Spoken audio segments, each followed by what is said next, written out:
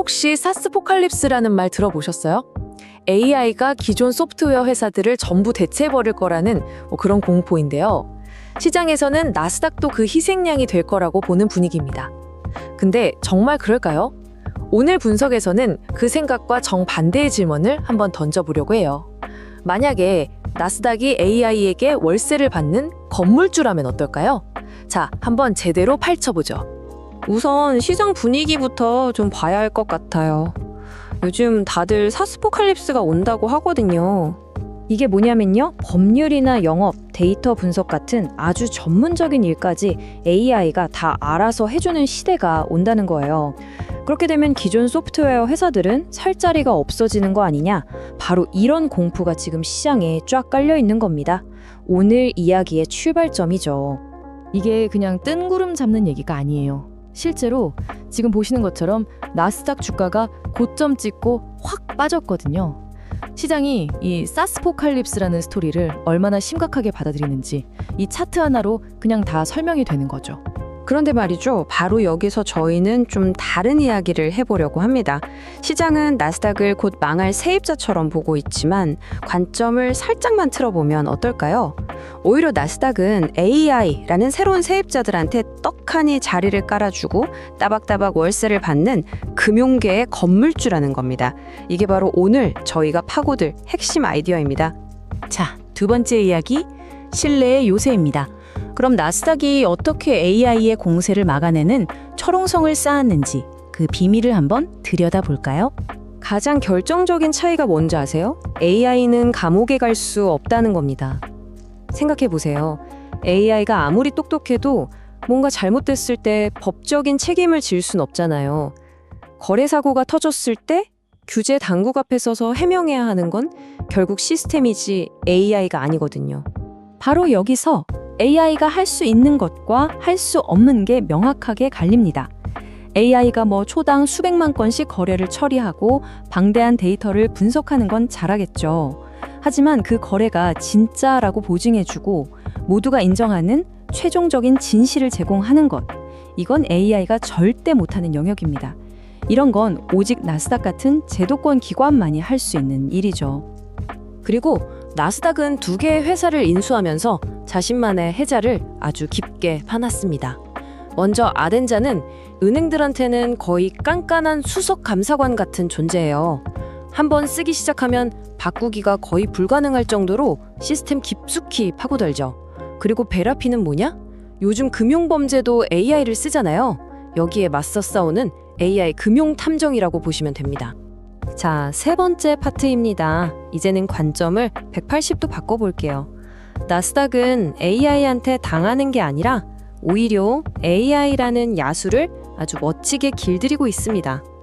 이 숫자 좀 보세요. 50% 이상. 이게 뭐냐면요. 나스닥 직원 절반 이상이 이미 일상 업무에 AI를 쓰고 있다는 뜻입니다. 심지어 개발자들은 100% AI 코파일럿을 쓰고 있고요.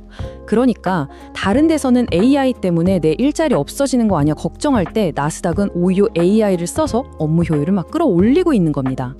핵심은 이거예요. 나스닥은 그냥 AI를 사용만 하는 회사가 아니라는 겁니다.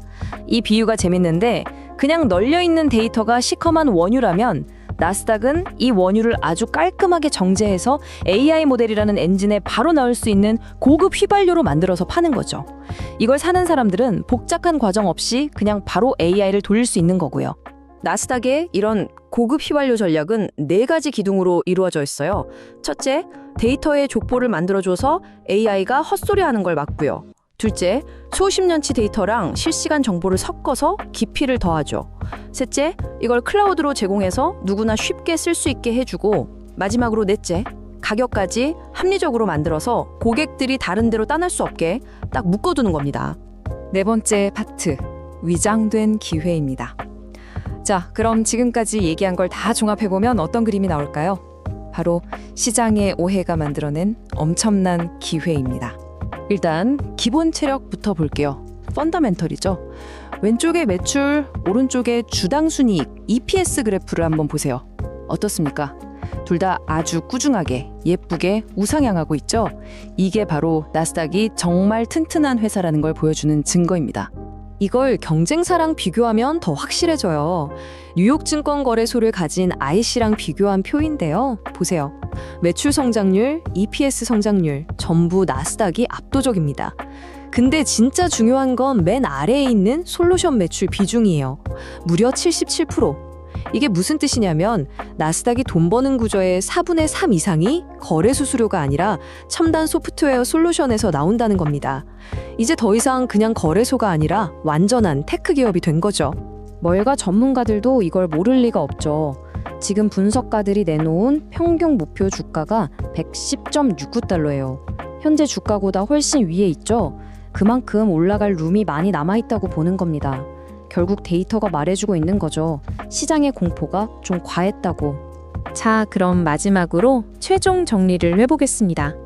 지금 시장은 사스포칼립스라는 짙은 안개에 갇혀서 길을 잃은 것 같아요. 나스닥의 진짜 모습을 못 보고 있는 거죠.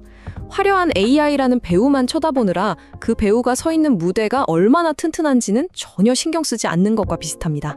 하지만 그 안개를 살짝 걷어내고 보면 그 밑에는 아무나 가질 수 없는 독점적인 인프라 자산, 말 그대로 디지털 금광이 숨겨져 있는 겁니다. AI 시대가 되면 될수록 이 잘 정제된 데이터와 신뢰라는 무기를 가진 나스닥의 가치는 더 빛날 수밖에 없겠죠. 그래서 마지막 질문은 이겁니다. 머지않아 이 안개가 걷혔을 때 과연 이 거대한 디지털 금광을 차지하는 사람은 누가 될까요? 오늘 준비한 이야기는 여기까지입니다.